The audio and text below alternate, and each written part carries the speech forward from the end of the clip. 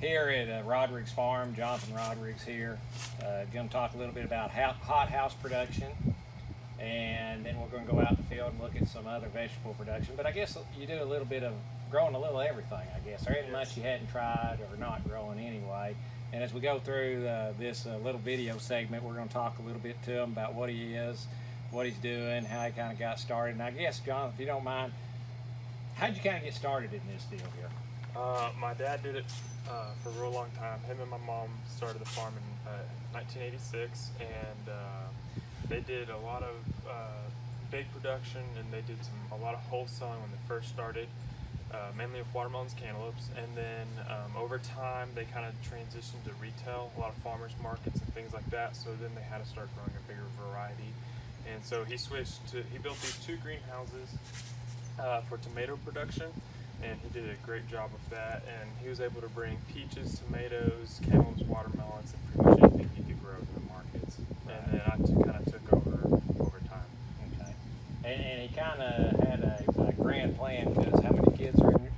How many brothers? 8 of you. 8 kids altogether. So had free labor lined out pretty quick. Is that what you're saying? I guess. Okay, but yeah, I mean, Jonathan's kind of, your dad kind of turned you loose the last year or 2 on this, didn't he? I mean, you kind of grew up doing it, but now he's kind of and I've learned a lot. And you've learned a lot now, and I know we've talked a little bit about some things too as well. But kind of tell us a little bit about what you have in here. I know you have some tomatoes and strawberries in here, and you might kind of tell us what your plan is. And I know you got a black tarp and a little bit of drip irrigation. You might describe a little bit all what's going on here. So this is typically we usually grow only tomatoes in here, but I wanted to try strawberries and see what they would do. So I talked to some people out of Fort Worth who are growing strawberries and doing different things with May. Told me to plant strawberries in here in August, which was really early. So I kind of think that didn't really.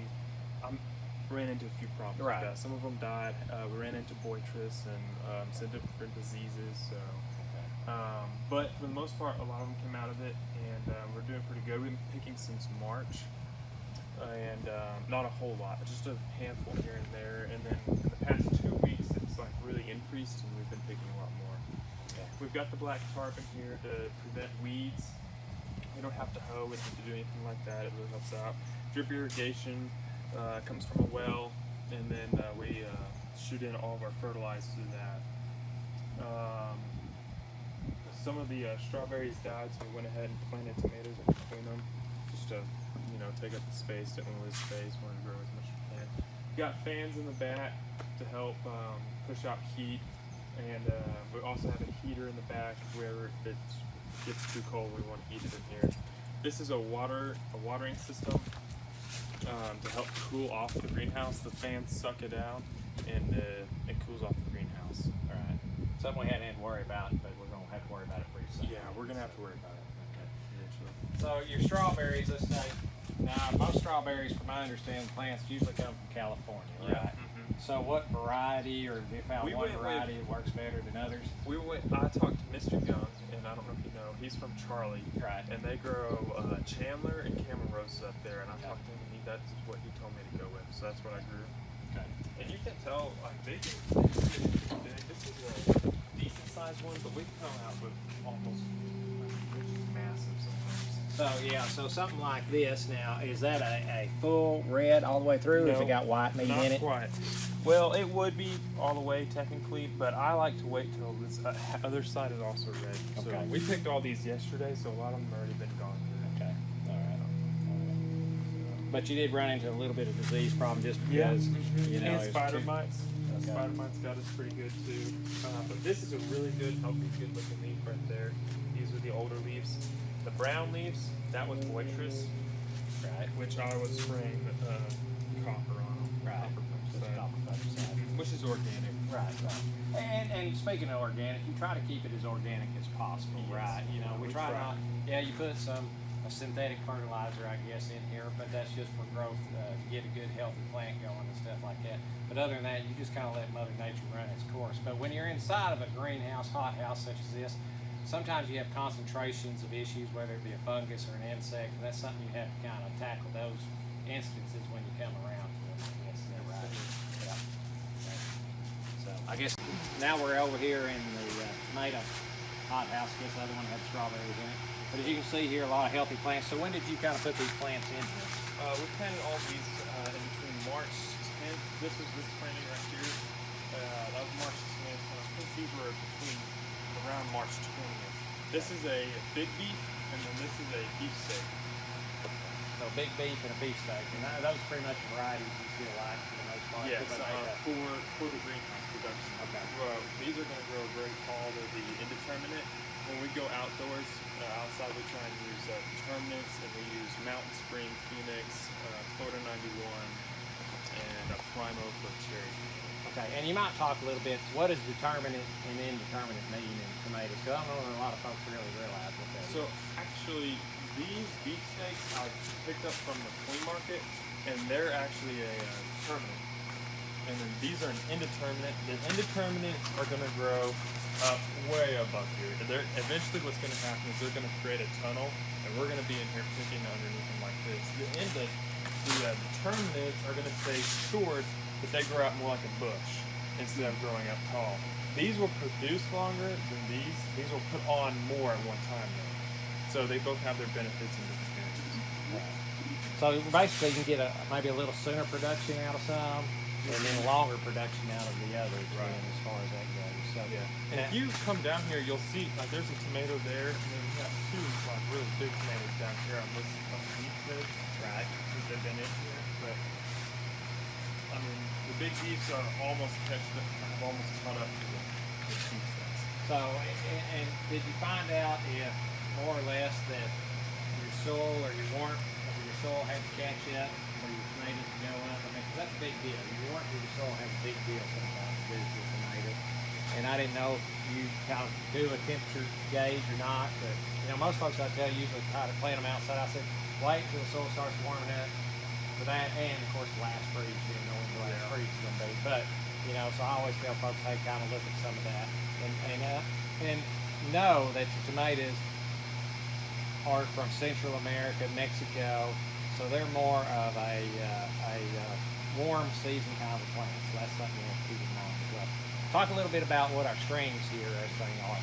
Okay, so we take these strings down to the base of the plant, and we use a clip it, and then as it grows, we'll keep clipping it all the way up until it gets to this point, and then from there we kind of just let them do their thing. We can't do anything past that. Okay.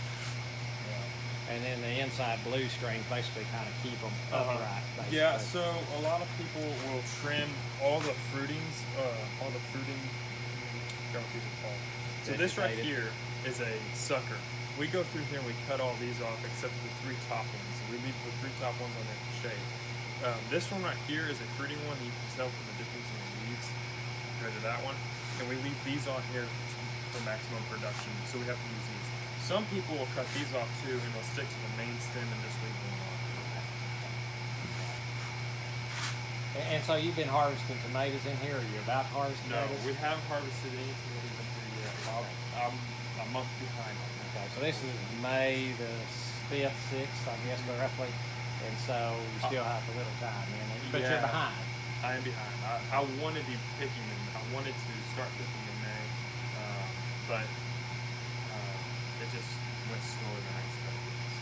Now, some of your production that you do, all your vegetables, and I know we may talk a little bit about this later. You have a farmer's market that you head to. I know you sell some to local citizens or boxed vegetables to local citizens too. But I mean, what's your main goal? Is this a farmer's market kind of a goal, or? Most of this is mainly focused for farmers markets. The box program, there's not a farmers market in Bowie, Right. And there's not a good farmers market in Decatur and just the local communities. So the box program is focused for those kind of people. I mean, almost everything we do, we try and grow a big variety at the highest quality we can, just for the general public. Okay. Well, let's venture outside and kind of see what you're doing out there in some of your garden spots as well, too.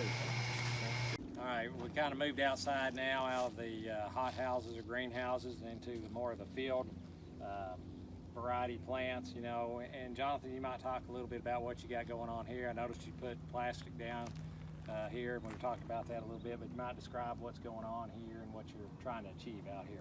Okay. This is kind of our test field. We're testing out strawberries. It's our first year growing strawberries. It's our first year doing black plastic, so this is just our test field, really. So I'm trying to use as much as I can on the black plastic.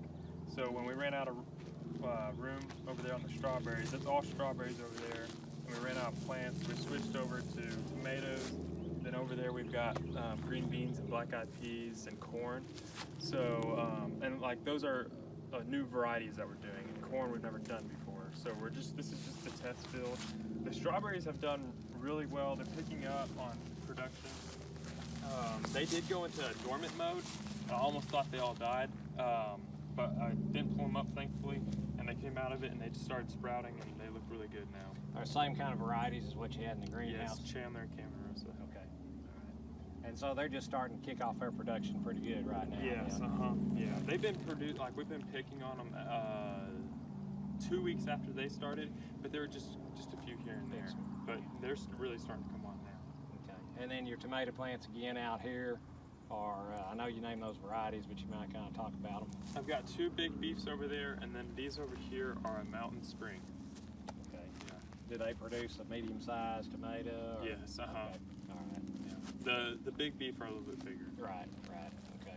All right. And I noticed you put some beans and some other things in here, trying to get some other production in here. Anywhere where strawberry died, we went in and we planted green beans. We're just trying to use our maximum space up. Right. Exactly. So now does this, I guess, also has some drip irrigation under it as well? Yes. We use the drip lines, and it's all fertilized the same way. Okay. And again, the plastic helps with some of the weed encroachment, keeping you from having to hoe quite as much. Even though I noticed you kind of mow or spray in between, trying to keep some of the weeds out here. And this actually, we ended up having to weed this a bunch.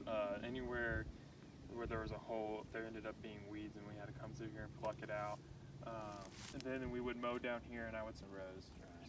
So mainly the thing we're looking at here is it's pretty labor intensive. Even if you do have some luxuries of having black tarp, there's still some labor involved getting everything going. If you do it with an old homemade machine like I did. So if you have the proper equipment, you don't have any of this. They have machines that till in between it. You don't.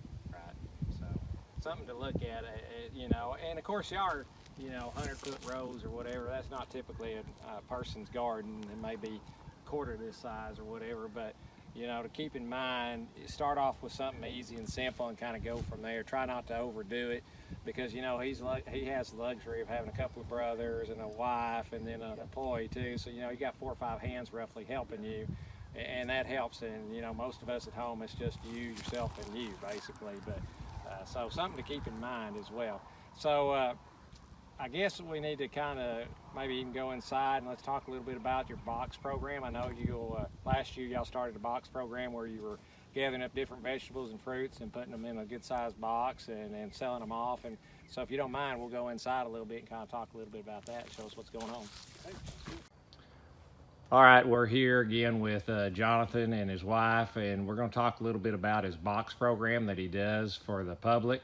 And just thought we'd give them an opportunity to talk a little bit about what they've got going here. I know last year you kind of started this box program. You might explain what you do with this. Okay.